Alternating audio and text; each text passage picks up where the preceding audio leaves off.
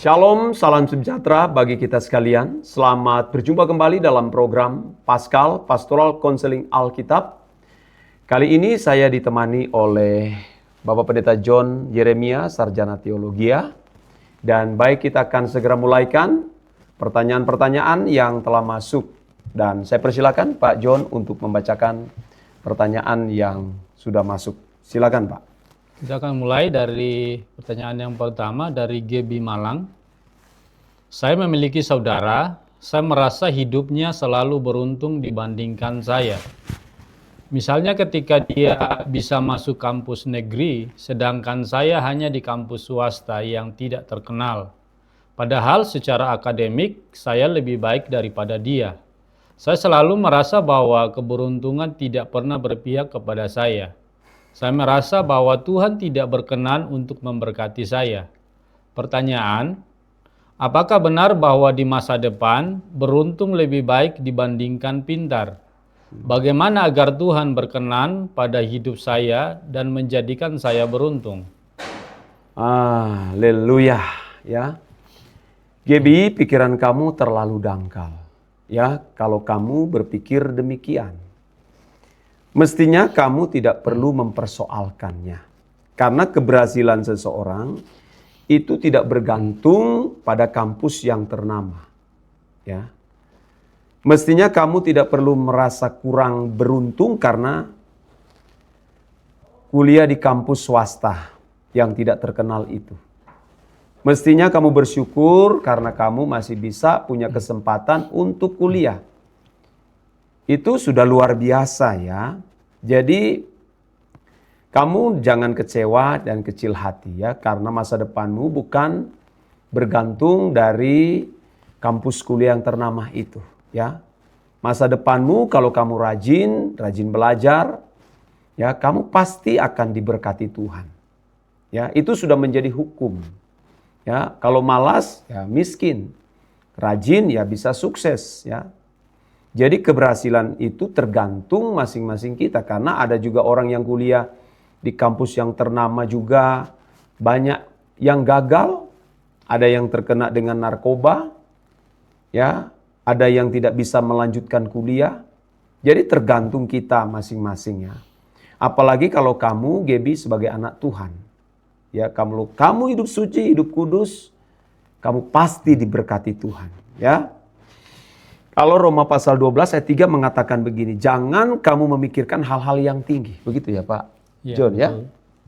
Nah, pertanyaan kamu yang selanjutnya, bagaimana agar Tuhan berkenan pada hidupmu? Ya, saya sarankan berdamailah dengan Tuhan. Ya, akuilah kesalahanmu di hadapan Tuhan dan jangan pernah mencurigai Tuhan. Ya, teruslah bertumbuh dewasa. Dan saya kira ini menjadi saran saya. Tuhan memberkati kamu Gebi ya. Dan silakan lanjut Pak. Ya, pertanyaan yang kedua datangnya dari Fani Jember. Saya merupakan seorang mahasiswa rantau. Saya tidak tinggal dengan orang tua saya sedari kecil, melainkan dengan tante saya. Saya merasa terbebani dengan hal itu sekarang.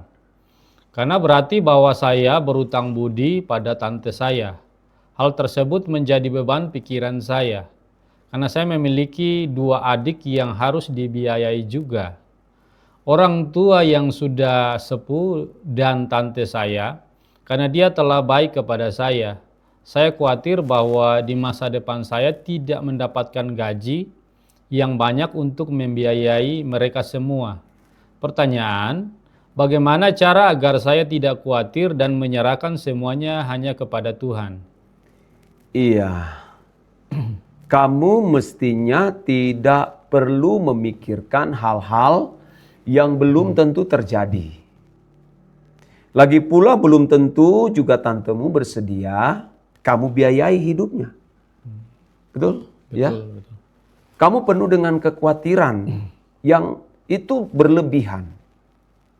Mestinya kamu tidak perlu memikirkan hal-hal itu. Ya. Kalau kamu membaca di dalam Injil Matius pasal 6 ayat 25 ayat 34 itu bicara tentang kekhawatiran. Nah, itu sebenarnya dosa di hadapan Tuhan. Memang ada kekhawatiran yang positif, juga ada kekhawatiran yang negatif ya. Iya, betul. Kekhawatiran yang negatif itu hanya bertalian dengan soal pemenuhan kebutuhan jasmani yang menyangkut hal-hal yang fana. Mestinya kamu tidak perlu khawatirkan akan hal itu.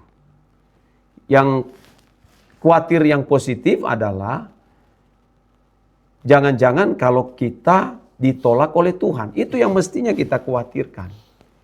Kamu jangan meragukan Tuhan. Tuhan sanggup memelihara keluargamu, tantemu yang pernah mengurus kamu. Jangan jadi beban. Nah, saya bacakan ya Matius pasal 6 ayat 25. Matius pasal 6 ayat yang ke-25 ya. 25. Ya, dan selanjutnya, karena itu aku berkata kepadamu, janganlah khawatir akan hidupmu, akan apa yang hendak kamu makan atau minum. Dan janganlah khawatir pula akan tubuhmu, akan apa yang hendak kamu pakai. Bukankah hidup itu lebih penting daripada makanan dan tubuh itu lebih penting daripada pakaian? Pandanglah burung-burung di langit yang tidak menabur dan tidak menuai dan tidak mengumpulkan bekal dalam lumbung, namun diberi makan oleh Bapamu yang di sorga. Bukankah kamu jauh melebihi burung-burung itu? Ya, burung di udara saja, burung pipit dipelihara Tuhan, apalagi kita manusia ya. Siapakah di antara kamu yang karena kekhawatirannya dapat menambahkan sehasta saja pada jalan hidupnya? Dan mengapa kamu khawatir akan pakaian? Perhatikanlah bunga bakung di ladang yang tumbuh tanpa bekerja dan tanpa memintal. Namun aku berkata kepadamu, Salomo dalam segala kemegahannya pun tidak berpakaian seindah salah satu dari bunga itu. Jadi jika demikian Allah mendandani rumput di ladang, yang hari ini ada dan besok dibuang ke dalam api, tidakkah ia akan terlebih lagi mendandani kamu, hai orang yang kurang percaya? Sebab itu janganlah kamu khawatir dan berkata, apakah yang akan kami makan? Apakah yang akan kami minum? Apakah yang akan kami pakai? Kalau kita membaca seterusnya itu, semua itu dicari oleh bangsa-bangsa yang tidak mengenal Allah. Tapi kamu carilah dahulu kerajaan Allah dan kebenarannya, maka semua itu akan ditambahkan kepadanya. Ya, gitu ya Pak John? Iya. Ya, oke. Terima kasih Fanny. Tuhan memberkati kamu luar biasa ya. Semangat dan jangan khawatir lagi ya. Tuhan pasti pelihara. Silakan Pak. Pertanyaan selanjutnya Pak John.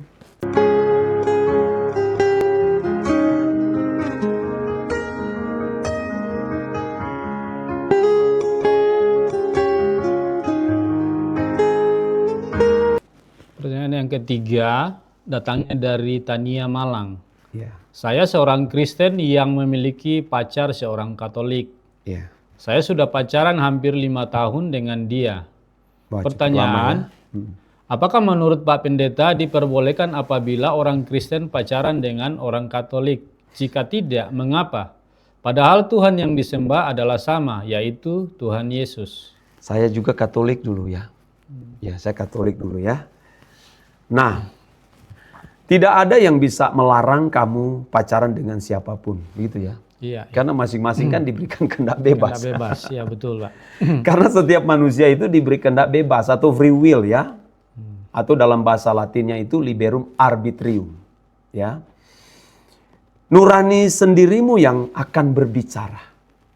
Saya tidak bisa melarang kamu pacaran dengan siapapun. Tapi kalau kamu anak Tuhan yang benar, nanti nuranimu pasti akan berbicara, akan bersuara kan? Iya, iya. Kalau kita bergaul dengan Tuhan setiap hari kan ada memiliki kepekaan ya.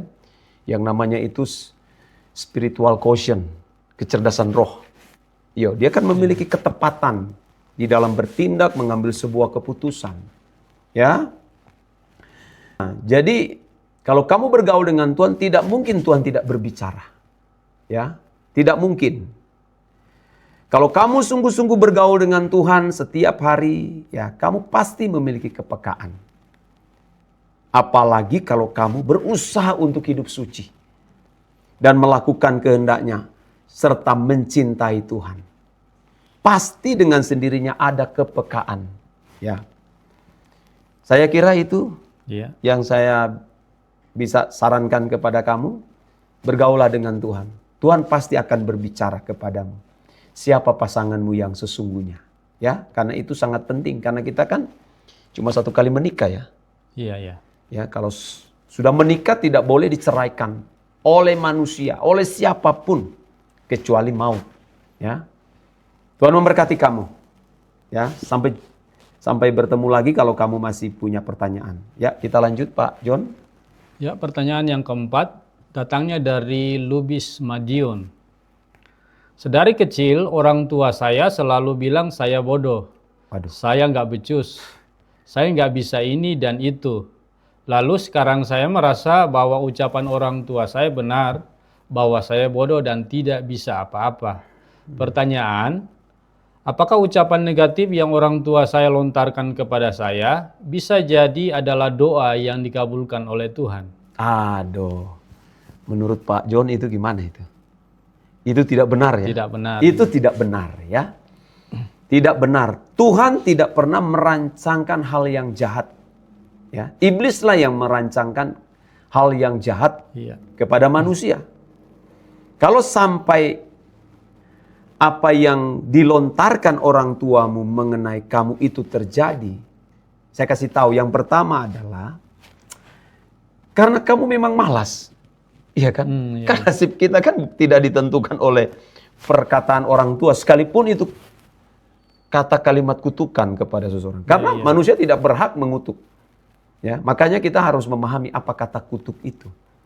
Ya, pada umumnya kan memahami kata kutuk dari dunia mistis ya. Iya, iya. Nah, gitu. Jadi kalau kamu itu sampai gagal itu karena kamu malas. Ya, karena kamu malas. Kalau kamu bodoh berarti karena kamu tidak mau belajar. Ya, kita harus melihat dalam konteks Alkitab. Apa yang Alkitab katakan, apa yang Tuhan katakan, bukan apa yang manusia katakan. Dan yang kedua karena kamu memang bermasa bodoh. Terserah mau berhasil. Lagi pula kita sudah dikatakan oleh orang tua bodoh yang tidak bisa berbuat apa-apa. Nah, itu salah. Yang ketiga karena memang kamu yang ketiga itu benar-benar kamu pasrah pada keadaan. Itu tidak boleh. Mestinya yang benar adalah kamu buktikan dong kepada orang tua bahwa apa yang mereka lontarkan kepada kamu itu tidak benar. Ya. Masa depanmu bukan karena apa kata orang, tapi apa kata Tuhan dan dirimu sendiri. Nasibmu ditentukan dirimu sendiri. Bukan apa kata orang, apa kata manusia. Ya. Kamu hanya dikata-katai saya saja seperti ini. Tapi dulu saya, Pak, saya masih ingat itu usia saya masih belasan tahun ya. Waktu itu saya masih SMA kelas 2 itu kalau saya tidak salah. Ya, saya tinggal ke saudara saya, saudara mama saya. Ya, karena memang saya pernah nakal dulu ya, pernah nakal. Ya, karena saya memang pada waktu itu kekurangan dan saya ambil barang ya saudara saya sendiri karena ingin mencukupi kebutuhan sekolah saya ambil barang Pak dan saya jual diam-diam. Saya jual diam-diam itu saya masih ingat tuh kamera Pak. Iya, iya. Kamera saya ambil saya jual. Nah demi memenuhi kebutuhan sekolah, ya bukan untuk saya pakai senang-senang dengan teman-teman atau minum-minuman keras, alkohol atau jalan-jalan, tapi saya pakai uang itu untuk membiayai sekolah saya. Sekolah ya. Yang sebenarnya itu tidak boleh kita lakukan, itu sama juga dengan mencuri kan. Mencuri tetap. Namanya juga tidak kenal Tuhan pada waktu itu dan ketahuan. Ya, ketahuan ditanya saya tidak ngaku. Lalu saudara, ditumpangi tangan saya. Dikutuk, ditaruh Alkitab, Pak. Ditaruh Alkitab di atas kepala saya, dipaksa untuk saya mengaku.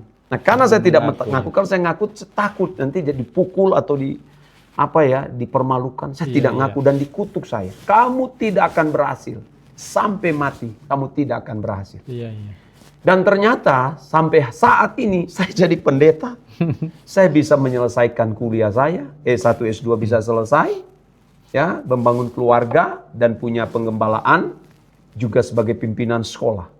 Nah, jadi kalau kita selesai dengan Tuhan, yang penting kita berdamai dengan Tuhan. Iblis tidak mengambil kesempatan itu ya. Ya, semoga kesaksian dari Bapak bisa menguatkan kamu ya. Kamu yang harus berjuang keluar dari kelemahan kamu ya. Kamu bisa ya. Tuhan memberkati Lubis yang ada di Madiun ya. Oke, kita lanjut Pak. Oke, pertanyaan yang kelima datangnya dari Ninik Malang. Malang, iya. Banyak orang Malang ini ya. Iya, banyak orang Malang ini, Pak. Pak pernah tinggal di Malang dulu? Pernah dekat Malang, Lawang. Oh Lawang ya, sekolah di sana dulu ya? Iya. Oke, silakan Pak. Pertanyaannya, nenek saya pernah menggunakan susuk ketika muda. Wah, ini bahaya. Namun sekarang ia sudah bertobat dan rajin ke gereja. Iya. Pertanyaan, apakah susuk tersebut bisa hilang dengan sendirinya? Apakah susuk tersebut bisa menjadi peluang bagi saya untuk mendapatkan kutuk keturunan? Memang ini praktek tanam susuk ini sangat berbahaya, baik secara psikologi, spiritual, dan kesehatan. Ya, kan ini benda susuk ini kan terbuat dari semacam jarum, kecil sekali ya. Ada yang terbuat dari emas, permata, ada yang terbuat dari batu akik, ya, dibuat benda kecil dan dipercayai di dalam dunia okultisme itu memiliki kekuatan magis. Jadi ditanam. Tanam ya. Nah, itu tidak mudah dicabut. Yang tanam itu kan dukun. Iya, iya. Dukun yang menanam itu. Ya, tujuannya atau menurut kepercayaan dalam dunia mistik itu bisa membawa keberuntungan. Ya. Yang kedua, kalau wanita itu ada yang ditanam di payudara. Untuk supaya kelihatan cantik, menarik. Sangat mempengaruhi. Itu tidak beda jauh dengan apa itu? Kalau wanita pakai itu yang apa namanya itu ya, untuk mempengaruhi pria itu. Apa itu? Semacam Saya lupa itu apa namanya ya. Pokoknya untuk menarik semacam pelet. Bukan? pelet. Nah, itu mirip-mirip tapi agak beda ya. Tapi kalau susuk kan ditanam. Nah, itu dipercaya bisa membawa keberuntungan. Bisa mempengaruhi pria tergila-gila. Ya, kalau seorang wanita yang menggunakan.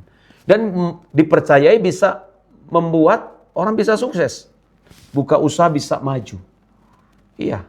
Dan dipercaya itu bisa menjadi semacam pelindung. Melindungi dari bahaya, dari niat orang jahat. Itu kepercayaan dalam dunia okultisme. Dan itu memang benar-benar nyata ada. Ya. Dunia okultisme apalagi yang menyangkut susuk ini betul-betul memang fakta ada. Dan itu tidak mudah. Mencabut itu memang tidak mudah. Kenapa? Karena ketika ditanam, darah akan membawa itu. Akan dialiri oleh darah dan bisa hilang kalau ditanam di sini. Tiba-tiba dia sudah berjalan. Saya pernah melayani ada satu bapak yang dia telan. Dia telan semacam emas yang sudah diisi dengan guna-guna. Ditanam atau di mana itu? Setelah dicari sudah tidak ada.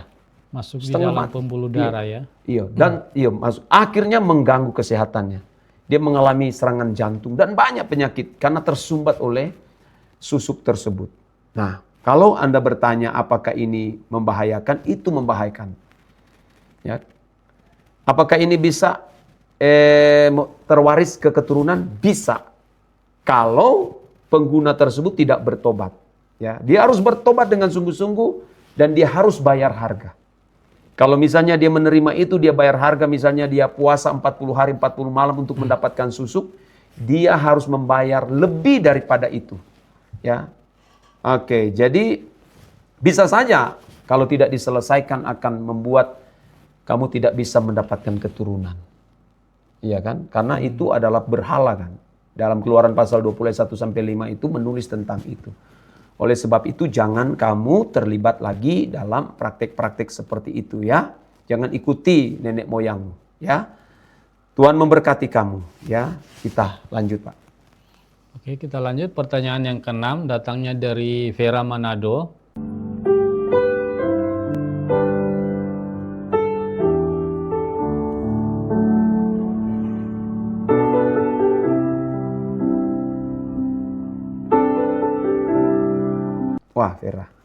Pertanyaannya, saya broken home, orang tua saya cerai dan masing-masing sudah menikah lagi. Orang lain memiliki stigma bahwa anak broken home juga akan bercerai jika suatu saat menikah. Sehingga saya seringkali berpacaran tetapi tidak direstui oleh orang tua mantan-mantan saya. Karena mereka takut kami bercerai seperti orang tua saya. Pertanyaan, apakah benar jika orang tua bercerai bisa menurun ke anaknya? Bagaimana cara mengatasi kutu tersebut? Terima kasih Pak Pendeta. Pandangan ini tidak benar, ya. Pandangan ini tidak benar. Nah, kesaksian mama papa saya sudah lama juga cerai sejak saya masih duduk di SMA itu. Ya, saya masih ingat itu waktu saya masuk SMA kelas 1 itu cerai mama papa saya. Papa saya itu sampai 5 kali punya istri. Istri ya Pak. Iya, sampai 5 kali ya. Luar biasa. Iya, jadi saya ada saudara kandung. Ada saudara apa ya? Sambung. Tiri atau saudara sambung ya. Iya, iya. Jadi saya punya saudara kandung ya, wanita itu. Nah, jadi saya termasuk anak yang tumbuh di tengah-tengah keluarga yang broken home. Ya. Itu benar-benar berat. Nah, terbukti sampai hari ini saya hanya punya 1 istri. Iya, punya 1 istri. Sejak saya menikah.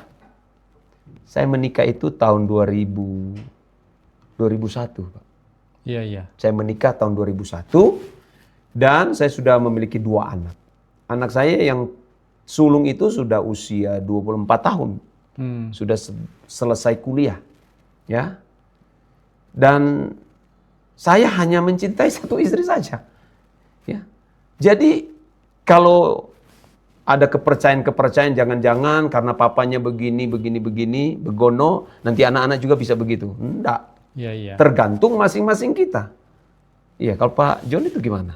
Pernah pengalaman nggak begitu? Saya juga pernah pengalaman demikian. Iya. Cuman mama saya kembali ke papa saya. Ah itu. Tapi sempat punya anak dengan hubungan gelapnya dia. Iya. Tapi akhirnya kembali. Iya. Dan melahirkan saya. Iya. Oh iya. Iya. Pak hanya punya 1 istri tuh? Ya. Anak cuma 1 Punya istri 1. sampai sekarang. Jadi jangan percaya, itu mitos semua ya. Tergantung masing-masing kita. Nah oleh sebab itu ya kamu harus bertobat. Ya, sungguh-sungguh kamu bertobat ya Vera. Saya senang kamu memberikan sebuah pertanyaan kepada kami dan dapat mempercayai kami untuk bisa memberikan saran dan masukan. Ya, jangan percaya semua itu. Kalau kamu anak Tuhan, kita sudah putuskan semua itu tidak akan mungkin terwarisi lagi kepada keturunan kita. Kecuali kamu juga melakukan, otomatis bisa saja. Iya, iya. Makanya kamu juga harus ajak anak-anak untuk cari Tuhan dengan sungguh-sungguh. Kamu mau lebih lagi, saya mengajak kamu untuk ikut doa pagi bersama saya setiap pukul 5 pagi waktu Indonesia bagian tengah di channel YouTube kami GSKI Rehoboth Tomohon. Setiap hari saya memimpin doa pagi. Nanti kamu akan mendapatkan impartasi spirit ya. Kamu akan banyak diubahkan melalui kebenaran-kebenaran yang murni. Ya. Oke, saya kira itu yang bisa kami sampaikan kepada kamu sebagai saran kami. Dan berakhirlah program Paskal ini, Pastoral Counseling Alkitab. Dan saya, Bapak Pendeta Michael Maramis, dan bersama saya juga Bapak John Yeremia, undur diri. Sampai jumpa di episode yang akan datang. Tuhan memberkati. Tuhan memberkati.